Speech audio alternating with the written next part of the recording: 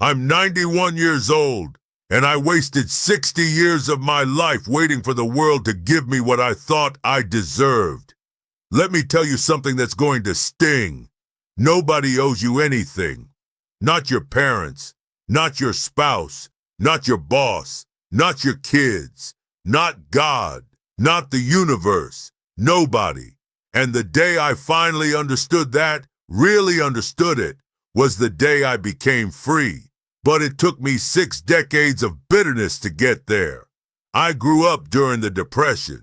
My father worked 18-hour days in a steel mill. My mother took in laundry just so we could eat. And somewhere in all that hardship, I developed this idea that life owed me compensation. That because I suffered as a child, because I went without, because I worked hard, the universe had an obligation to balance the scales, to give me my turn at ease, at recognition, at happiness. I was wrong, dead wrong, and that wrongness poisoned the best years of my life. Let me tell you about my friend Martin.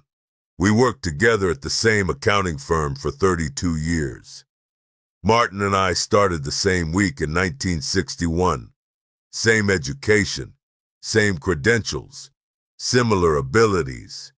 But Martin had this lightness about him, this ease, and I couldn't understand it because life kept rewarding him while I felt stuck. Martin got promoted before me, not once, 3 times. He married a wonderful woman. They had 4 healthy kids. His father lived to 93. Meanwhile, I was passed over. My marriage was strained. My daughter went through a terrible illness. My father died at 62, and I was angry, so angry, because I worked just as hard as Martin, stayed just as late, did quality work. I deserved what he had. The universe owed me that much, didn't it? One day in 1987, I was sitting in my car in the parking garage after work. Martin walked by, whistling, actually whistling, and something in me snapped. I rolled down my window and said, "Must be nice, Martin. Must be real nice to have everything handed to you." He stopped, turned around, looked at me with this expression I'll never forget. Not angry, not defensive, just sad. He walked over to my car, leaned down and said, "Charlie, I'm sorry you think anything was handed to me, but I've never expected life to be fair. I just try to be grateful for what shows up."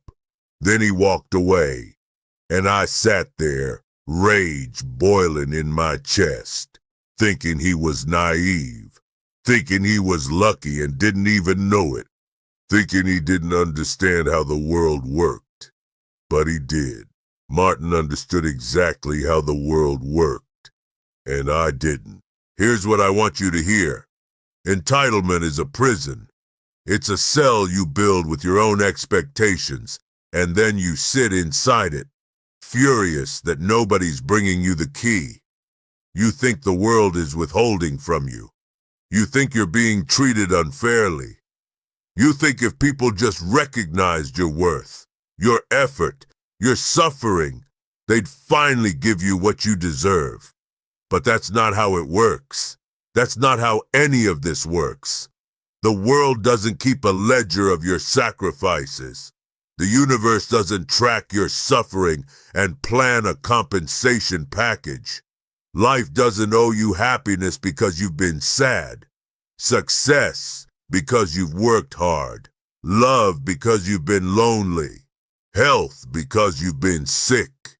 You get what you get, and what you do with that determines everything. I spent decades in quiet resentment. I did my job, but I did it with bitterness. I came home to my wife, but I came home carrying the weight of everything I thought I deserved and didn't have. I looked at my kids, but through the lens of how much I'd sacrificed for them, expecting gratitude, expecting them to somehow repay a debt they never asked to incur. I was exhausting to be around. I see that now. I was a black hole of unmet expectations, My wife, Ruth, stayed with me through all of it. 53 years we were married, and I don't know why she stayed. I really don't, because I gave her so little joy. I was always waiting for her to be different, to appreciate me more, to understand my disappointments, to make me feel valued in the way I thought I deserved. Ruth died 7 years ago, and 3 months after her funeral, I was going through her things. There was a journal, a small blue journal she kept in her nightstand. I almost didn't read it. Felt like an invasion, but I did. And on a page dated April 1993, she wrote this: "Sometimes I wonder if Charlie will ever be happy. I've tried everything, but nothing I do is ever enough. He's waiting for something that's never going to come, and I'm so tired of not being enough." I sat on the edge of our bed and wept.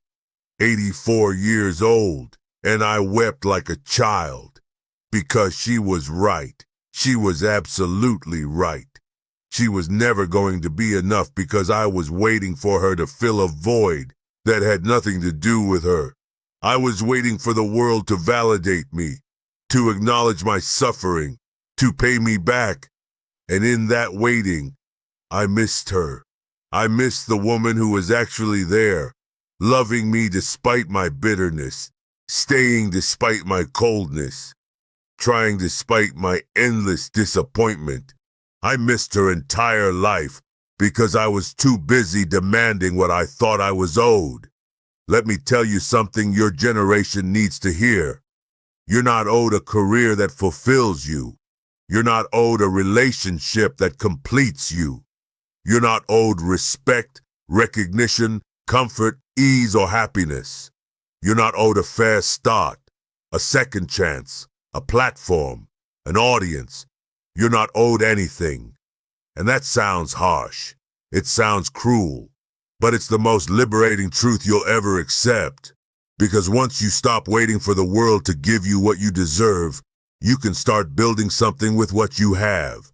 Once you stop tallying up everyone's debts to you, you can start noticing what's actually in front of you. Once you stop demanding that life be fair, you can start being grateful that you're alive at all. Martin died last year, 90 years old. I went to his funeral. His kids spoke, all 4 of them, and they talked about a man who was present, who was grateful, who taught them that life didn't owe them anything, so they'd better show up and make something beautiful with whatever they got. They didn't talk about his promotions, his successes, his good fortune. They talked about his presence, his gratitude, his peace, and I realized I had nothing like that to leave behind. My kids loved me, but they didn't have stories like Martin's kids did, because I was never really there. I was always somewhere else, nursing my resentments, cataloging my disappointments, waiting for my turn. After Ruth died, I made a decision. I had maybe 5 years left, maybe 10 if I was lucky, and I wasn't going to spend them the way I spent the previous 60. I started small. I stopped expecting my kids to call me more often.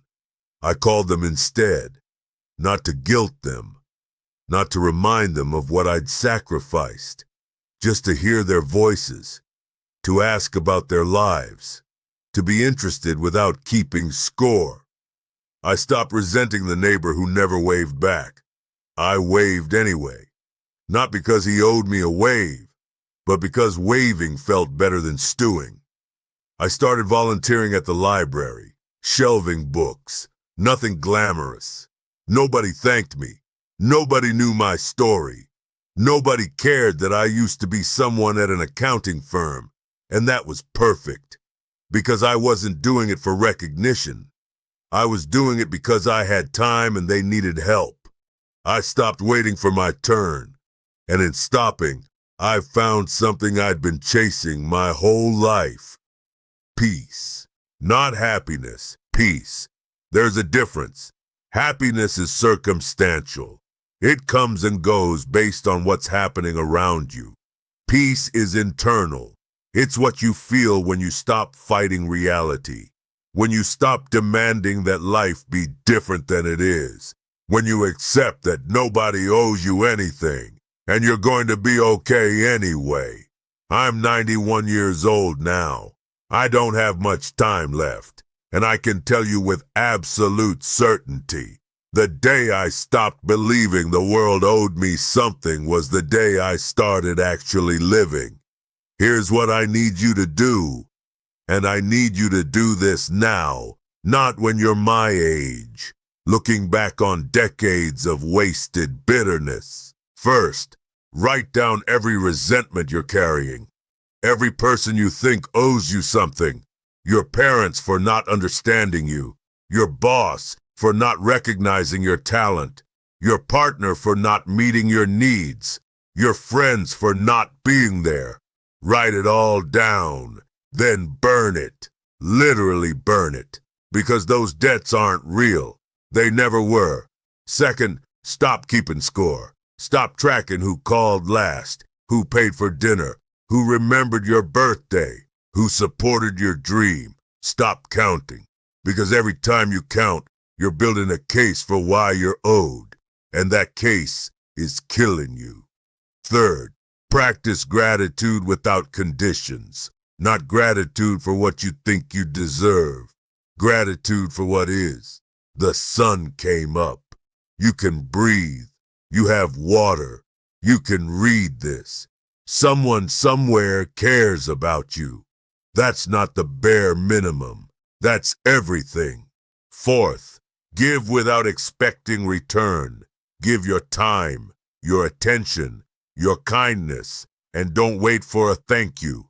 Don't wait for reciprocation. Don't keep track.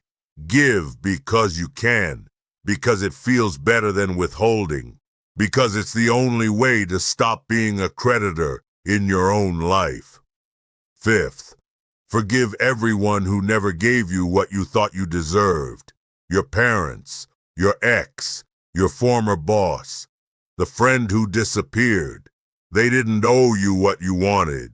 They gave what they could, or they didn't. Either way, holding on to it is only hurting you. And finally, accept this. Life isn't fair. It never was. It never will be. And that's not a tragedy. That's just the truth. Some people get more. Some get less. Some suffer early. Some suffer late. There's no cosmic accountant balancing the books.